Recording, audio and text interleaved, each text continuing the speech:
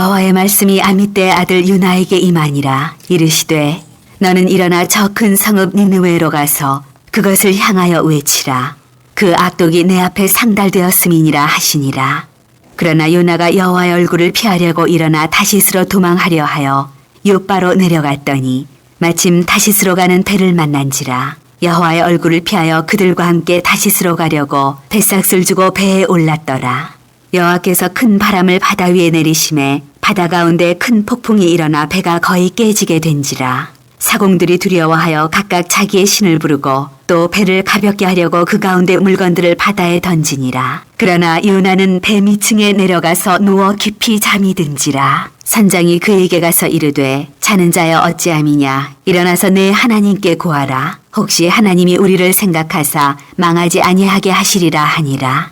그들이 서로 이르되 자 우리가 제비를 뽑아 이 재앙이 누구로 말미암아 우리에게 임하였나 알아보자 하고 곧 제비를 뽑으니 제비가 요나에게 뽑힌지라. 무리가 그에게 이르되 청하건대 이 재앙이 누구 때문에 우리에게 임하였는가 말하라. 내 생업이 무엇이며 내가 어디서 왔으며 내 나라가 어디며 어느 민족에 속하였느냐 하니 그가 대답하되 나는 히브리 사람이요 바다와 육지를 지으신 하늘의 하나님 여호와를 경외하는 자로라 하고 자기가 여호와의 얼굴을 피함인 줄을 그들에게 말하였으므로 무리가 알고 심히 두려워하여 이르되 내가 어찌하여 그렇게 행하였느냐 하니라. 네, 여기까지만 보겠습니다. 요나서 요나 하면 여러분들도 잘 알고 있을 겁니다. 하나님이 요나를 무진장 사랑했나 봐요. 그래서 하나님께서 요나에게 말씀을 했죠. 니네 성에 가서 회개하라. 그걸 전하라고 했는데 요나는 어떻습니까? 이 느느웨 성은 죄악이 가득한 도시였습니다. 그것뿐만 아닙니다. 또 이스라엘 민족을 괴롭히는 그 성읍이었습니다. 그래서 거기를 가기를 싫어했어요. 그래서 오늘 본문 3절 말씀에 보면 뭐라고 나와 있습니까? 그러나 요나가 여호와의 얼굴을 피하려고 일어나 다시스로 도망하려고 하여 뭐라고 그랬어요? 요바로 내려가니 마치 다시스로 가는 배를 만나는지라. 여호와의 얼굴을 피하여 그들과 함께 다시스로 가려고 싹을 주고 배에 올렸더라. 그 요나는 요나서에 보면은 제일로 우리가 알 수 있는 것이 무엇입니까? 고기 물속에 들어갔던 것이죠. 그래서 이 요나는 니느웨 성을 가기를 싫어했습니다. 하나님의 말씀을 거부했던 것입니다. 여러분 혹시 하나님의 말씀을 거부한 적이 있습니까? 요나처럼 한 적이 있습니까? 한번 생각해 보시기 바랍니다. 그래서 마치 또 가니까 배가 있어서 니느웨로 가려고 돈을 주고 뱃삭을 싸서 배를 타고 갔습니다. 그러나 하나님은 어땠습니까? 그 배 가운데 바다를 폭풍을 만나게 해서 그 요나가 니느웨로 가게끔 만들었습니다. 하나님께서는 자기의 생각대로 아니야. 자기의 말을 안 들었을지라도 어떻게 해서든지 자기 말을 듣게끔 만든다는 사실입니다. 그래서 그는 바다에 빠지게 되고 바다에 빠졌더니 누가 큰 물고기를 하나님이 준비해서 그 물속에서 요나를 삼키게 하고 3일 동안 이 물속에 고기 속에서 기도하는 요나를 우리가 성경을 통해서 배울 수가 있습니다. 그리고 나서 어떻습니까? 바다에 토해서 그 요나가 니느웨로 가게 됐죠. 그래서 어쨌어요? 하루 3일 동안 돌아다녀야 할 그 거리를 하루에 그냥 다 지나가 버렸어요. 어떻게? 너희들이 회개하지 않으면 망할 것이다. 너희들은 회개하지 않으면 망할 것이다. 하루에 싹 3일을 해야 할 때인데 하기가 싫다는 거예요. 하나님 말씀 듣기가 싫다는 거예요. 그래서 어쨌어요? 하루에 그냥 다 해버렸어요. 그럼에도 불구하고 그 니느웨에 있는 사람이 어쨌습니까? 회개하기 시작을 했어요. 그것이 왕궁에까지 소문이 들어갔어요. 성경에 보니까. 그래서 왕이 어쨌습니까? 3일 동안 사람들을 금식을 하고 또 동물에게까지 금식하게 만들고 배로 둘러싸게 하고 하나님께 회개하라고 이야기를 했던 것입니다. 그래서 그 느느웨 성은 하나님의 그 진노를 피해갈 수가 있었던 것입니다. 요나서는 여러모로 특이합니다. 사람이 물속에 뱃속에 들어갔다 살아나는 거 다 특이하잖아요. 그 4장에 보면 또 박넝쿨이 나옵니다. 박넝쿨에 신기하게 빨리 자라고 또 빨리 벌레로 통해서 죽게 만들고 또 악한 느느웨 백성들을 세상에서 가장 짧은 요나의 한마디, 너희들이 회개하지 않으면 다 멸망할 것이다, 그 한마디로 말미암아 그 온 성, 아주 큰 성이 다 회개했다는 사실입니다.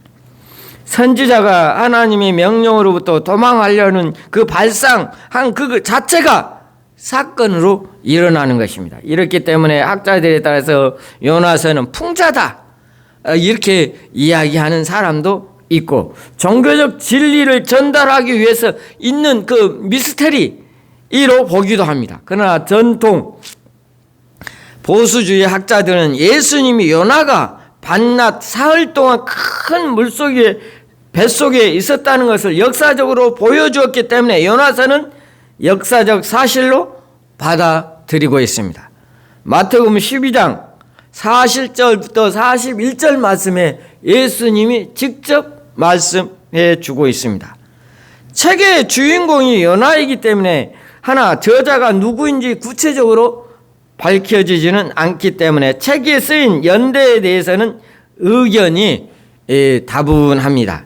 그러나 성경에서 요나서는 열왕기하 14장 25절에 여호보암 2세 주전 793년부터 753년 때 활동했던 8세기의 선지자로 소개하고 있습니다.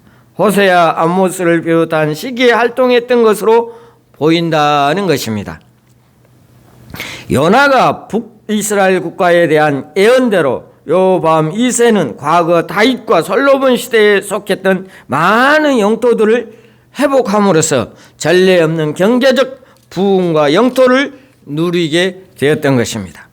많은 학자는 요나가 니느웨에 가기를 거부한 것을 통해서 그는 국수주의적이고 배타적인 신앙을 가진 자라고 평가하고 하나님은 그를 이방 나라의 선교사로 보낸 것이 이런 평범한 신앙을 고치기 위한 목적이었다고 보기도 합니다.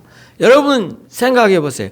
나에게 반대되는 사람, 나하고 안 맞는 사람도 우리는 어찌해야 됩니까? 복음을 전해야 된다는 것입니다. 요나는 느느웨 성에 있는 모든 백성들이 악하기 때문에 복음 전하는 것을 싫어했습니다. 그리고 또 실제로 자기가 하나님의 말씀을 들음에도 불구하고 다른 데로 갔던 것입니다. 여러분도 어떤 상황에 있을지라도 나하고 반대되는 사람이 있을지라도 복음을 전해야 된다는 사실을 우리가 깨달아야 될 것입니다.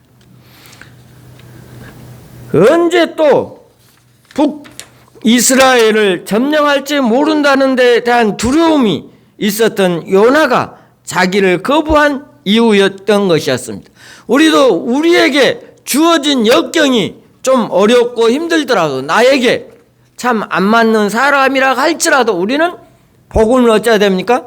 전해야 된다는 것입니다. 예수 그리스도를 전해야 된다는 사실입니다. 느느웨는 고대 아수르의 제국의 수도로서 티그리스강 상류, 지금 이라크 현대 도시인 모술의 예각에 위치한 성이었습니다.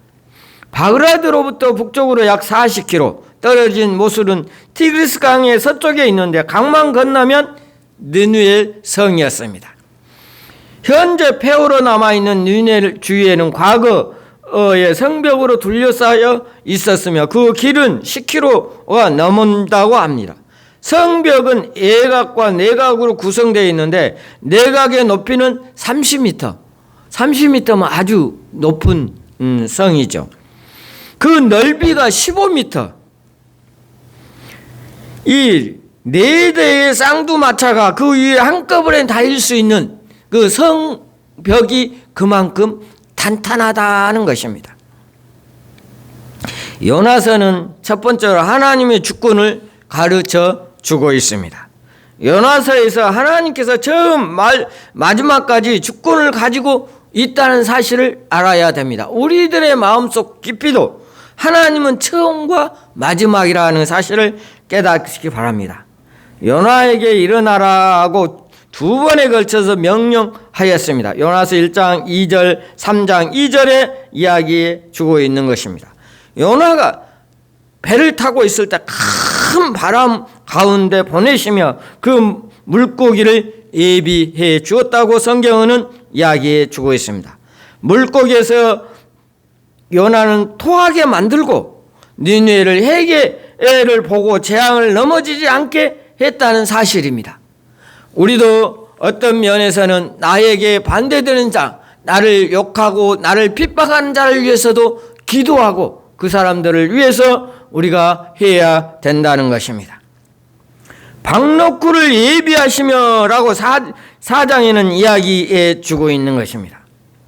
벌레를 예비하사 박노구를 갈라먹게 하시며 뜨거운 음풍을 예비하사 요나 머리를 쫓게 하시며 요나서 4장 8절 이 모든 것을 주도하시는 분이 여호와시라는 것입니다. 누구도 하나님의 계획을 좌절시키지 못한다는 것입니다. 요나의 불순종에도 불구하고 하나님의 뜻을 이루어 가십니다. 여러분 마음속에 예수 그리스도를 하나님의 말씀을 불순종할지라도 하나님께서는 여러분들의 모든 것을 보고 계신다는 것입니다. 둘째로 하나님을 부르는 자의 기도를 들으신다는 사실을 가르쳐 주고 있습니다. 하나님은 이방인 사공들의 부르짖을 때 기도를 들으시고 요나가 물고기 뱃속에서 기도할 때도 기도를 들어주셨습니다. 여호와께서는 자기를 찾는 자들에게는 다 응답해 주신다는 사실입니다. 여러분의 기도를 하나님이 들어주신다는 사실을 우리가 알아야 될 것입니다. 여러분의 형편과 처지를 다 아시는 하나님이십니다. 어떤 생각과 어떤 방향으로 우리가 기도를 해야 할 것인가를 생각해 보시기 바랍니다. 이방인들이든 선지자리든 차별을 두지 않고 하나님은 다 기도를 응답해 주신다는 것입니다.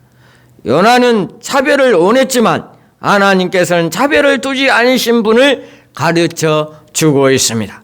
세 번째로 이방인들을 향한 하나님의 사랑을 보여주고 있습니다.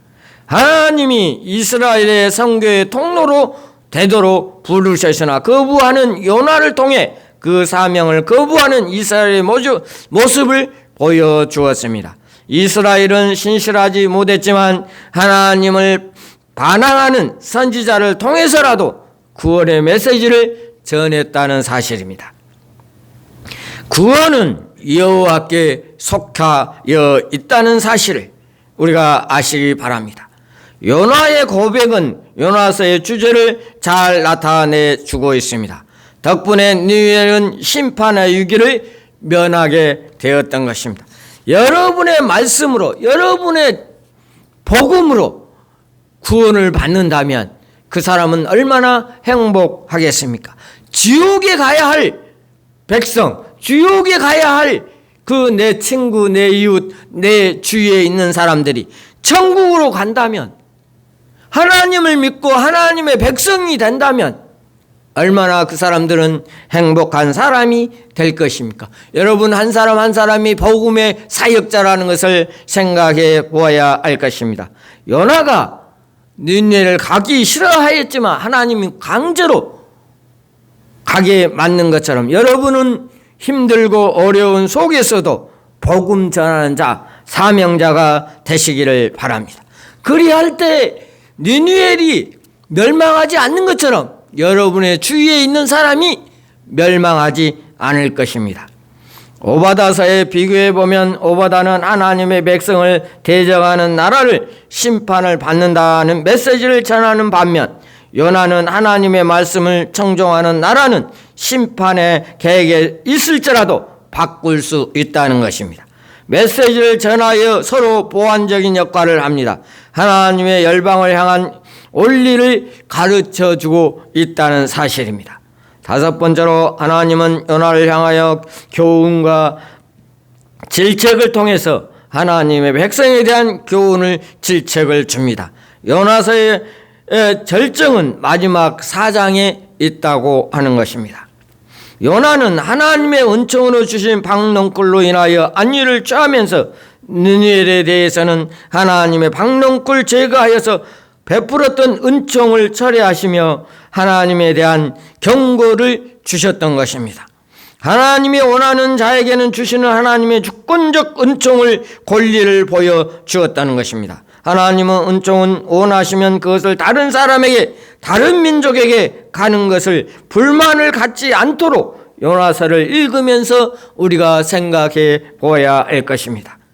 요나서를 통해서 우리가 하나님의 말씀이 무엇인가를 깨달은 우리 대림 새생명교회, 또한 영상을 보는 모든 성도들이 하나님의 역사를 감당하는 말세지 말에 꼭 필요로 하는 것은 무엇입니까? 복음 전하는 것입니다. 예수 그리스도를 전하는 것입니다. 복음을 전하여 많은 사람들이 예수 믿고 구원받는 역사를 일어나는 그러한 우리 모든 성도들이 되시기를 바랍니다. 다 같이 기도하겠습니다. 하나님 아버지, 오늘 요나서에 대해서 잠깐 생각해 보았습니다. 하나님, 요나는 하나님의 말씀을 거부하고 다시스로 가려고 했지만 하나님은 그곳에서 바다에 던지게 하고 물고기를 준비하고 또 느니엘 성에 가서 복음을 전할 때 느니엘 성이 많은 백성들이 복음을, 하나님의 말씀을 듣고 회개하는 놀라운 역사가 일어났습니다. 우리들도 다 회개하는 놀라운 역사가 일어나며 복음의 사명자가 되게 하여 주시옵소서. 예수님의 이름으로 간절히 기도하옵나이다. 아멘.